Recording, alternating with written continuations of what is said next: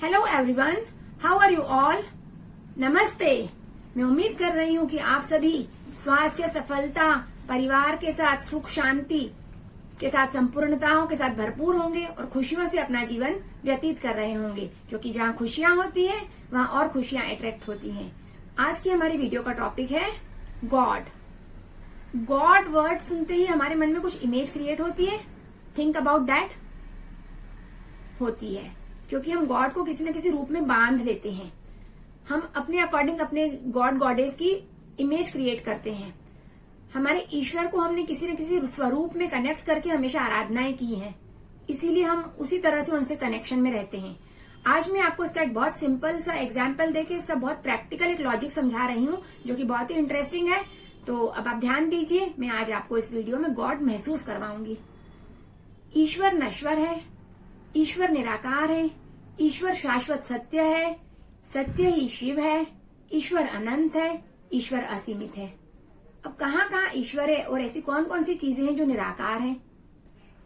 इसके पहले मैं यह बताना चाहूंगी कि जब हम लोगों के यहाँ कभी डेथ होती है तो वो डेड बॉडीज को हिंदू फिलॉसफी में दाह संस्कार के द्वारा पंच तत्वों में विलीन कर दिया जाता है। मुस्लिम्स उसको दफना देते हैं, क्रिश्चियंस उसको कैफिन में ग्रेव कर देते हैं, और इसी तरह से हर किसी की डेड बॉडी 5 तत्वों में विलीन हो जाती है। हमारी देह बनी हुई भी 5 तत्वों से है और विलीन भी 5 तत्वों में होती है, और वो 5 एलिमेंट्स हैं जल, अग्नि, वायु, पृथ्वी, आकाश। अब आप ध्यान दीजिए, जल, अग्नि, वायु, पृथ्वी, आकाश, ये पांचों ही निराकार हैं, पांचों ही अनंत है, पांचों ही असीमित है। इट मीन्स इन पांचों में ही ईश्वर है, और हमारा शरीर भी ईश्वर को समर्पित हो जाता है, इन पांचों में ही विलीन हो जाता है।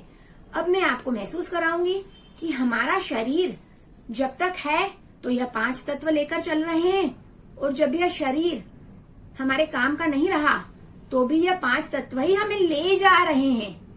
तो अब ध्यान दीजिए, हमारे शरीर में जब हम सांस लेते हैं, breathe in breathe out, it means we are having air, we are throwing air, air means God.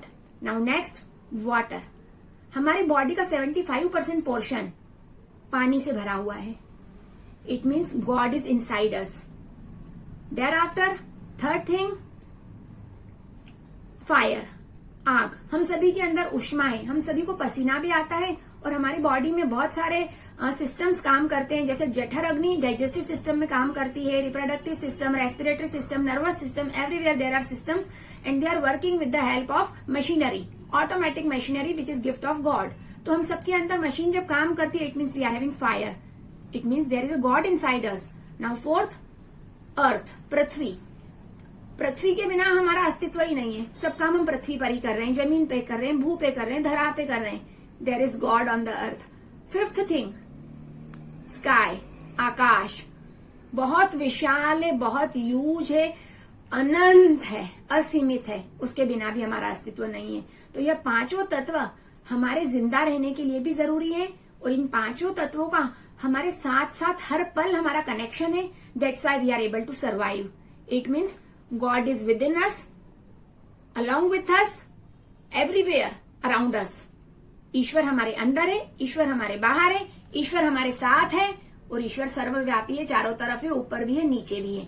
अब मैं आपको एक चीज बताऊंगी कि जैसे कण कण में ईश्वर, हर क्षण में ईश्वर, अंदर भी ईश्वर, बाहर भी ईश्वर, ऊपर भी ईश्वर, नीचे भी ईश्वर, सामने भी ईश्वर, पीछे भी ईश्वर, तो फिर हम ईश्वर को किसी आकार में बांध के पूजा क्यों करते हैं। हमें अपने साथ हर पल महसूस करना चाहिए कि हमारी हर श्वास में ईश्वर है, हमारी हर वाणी में ईश्वर है।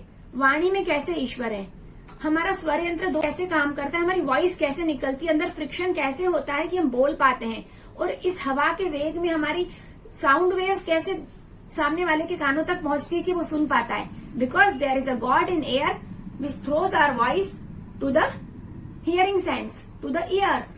यानी जब हम कुछ कहते हैं तो सामने वाले के पास वो चीजें हवा के वेग के द्वारा पहुंचती हैं, और वह सुन पाता है, और इस प्रकार से ईश्वर की मदद से हमारा कम्युनिकेशन हो पाता है, क्योंकि हमारे बीच में भी ईश्वर है, उसमें भी ईश्वर, हम में भी ईश्वर, हमारे बीच में भी ईश्वर, हमारी वाणी में भी ईश्वर।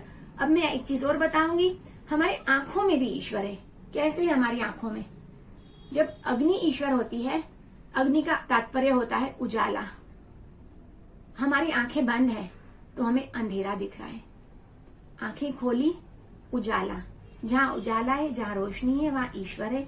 यानी हमारी दृष्टि में भी ईश्वर है, हमारे नाक में ईश्वर है, हमारी आंखों में ईश्वर, हमारे कान में ईश्वर, हमारे गले में ईश्वर, और हमारे हृदय में ईश्वर, हमारे कर्मों में ईश्वर, हमारे आचरण में ईश्वर, हमारे व्यवहार में ईश्वर, हमारी नियत में ईश्वर। इस प्रकार से ईश्वर सर्वव्यापी है, हर क्षण हमारे साथ है। और अभी मैं आपको महसूस करा रही हूँ, आंखें बंद कीजिए, अब ईश्वर को महसूस कीजिए। हम कभी भी किसी भी मंदिर, दरगाह में जाते हैं, गुरुद्वारे में जाते हैं तो आंखें बंद करके क्यों प्रेयर करते हैं?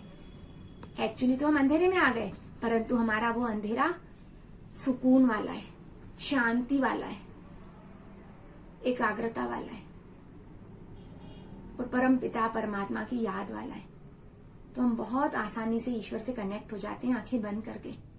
यानी सुकून में ईश्वर है, शांति में ईश्वर है, प्यार में ईश्वर है, सहयोग में ईश्वर है, खुशियों में ईश्वर है, आनंद में ईश्वर है, मदद में ईश्वर है। तो मैं आप सबसे एक रिक्वेस्ट करूंगी कि हम ईश्वर का स्वरूप है और ईश्वर को यही सब चीजें पसंद है। और अगर हम चाहते हैं कि ईश्वर हमारे फुल पावर में हमारे साथ रहे और अपने ब्लेसिंग्स हमें फुल टाइम शावर करे, तो हमें अपने मन से, वचनों से, कर्मों से, वाणी से, आंखों से, दृष्टि से, बातचीत से, व्यवहार से सदुपयोग करना है इन सब चीजों का, ताकि ईश्वर हमारे साथ रहे और हम भी कंफर्टेबल रहें और उस पावर में रहें कि wherever we are there is God, and God is along with us in every task, in every deed, and in every speech, and in deep breath. अब आपको मैं आखिरी चीज बोलूंगी, हर रोम रोम में ईश्वर है, हमारे हर कण कण में ईश्वर है, हमारे हर मोमेंट में ईश्वर है। जहाँ ईश्वर होता है वहां हम बिल्कुल भी गंदगी नहीं करते, बिल्कुल भी गार्बेज नहीं रहता है। जिस तरह से हम मंदिर में जाते हैं, मस्जिद में जाते हैं, दरगाह में जाते हैं, गुरुद्वारे में जाते हैं और वहां पे एक भी एविल थॉट नहीं रहता है और विनम्र भाव और प्योरिटी आ जाती है और वहां पे बहुत क्लीनलीनेस और हाइजीन मेंटेन होता है। अगर हमारे साथ साथ भी ईश्वर है तो हमें अपने अंदर भी शुद्धता, पवित्रता, संस्कारिता संजो कर रखनी है, ताकि ईश्वर हमारे साथ समस्त समय हमारे साथ रहे। जैसे कि हम गुरु ग्रंथ साहिब, श्रीमद् भागवत गीता एवं बाइबल सभी को बहुत पवित्रता और शुद्धता के साथ संजो के रखते हैं, हमें अपने गुणों को, अपने आचरण को भी उतनी शुद्धता और सच्चाई के साथ संजो के चलना है, ताकि ईश्वर हमारे हर कर्म में रहे, हमारी भावना में रहे, हमारे व्यवहार में रहे और हमारी वाणी, हमारे कर्मों, हमारे खाने में ईश्वर विद्यमान रहे और हमारी दृष्टि में, हमारे बात करने में और हमारे सुनने में, हमारे हर सही निर्णय लेने में ईश्वर का साथ हो, बरकत हो, प्यार हो, ईमानदारी हो, स्वच्छता हो और मेहनत हो। अब मैं आपसे यह कहना चाहूंगी कि हिंदू फिलॉसफी में वायु को देवता के रूप में पूजा गया है, पृथ्वी माता को पूजा गया है, सूरज देवता की पूजा की गई है और आकाश की भी पूजा की जाती है, अर्घ्य दिया जाता है और जल की भी पूजा की जाती है। तो इस तरह से हमें इन सभी तत्वों के साथ साथ अपने शरीर में मौजूद तत्वों का भी ध्यान रखना है और अपने व्यवहार का भी ध्यान रखना है। ईश्वर कहते हैं, उदास न हो, मैं तेरे साथ हूँ, सामने नहीं आसपास हूँ, पलकों को बंद कर और दिल से याद कर, मैं कोई और नहीं, मैं तेरा आत्मविश्वास हूँ, तेरी हर श्वास हूँ, हर पल तेरे साथ हूँ।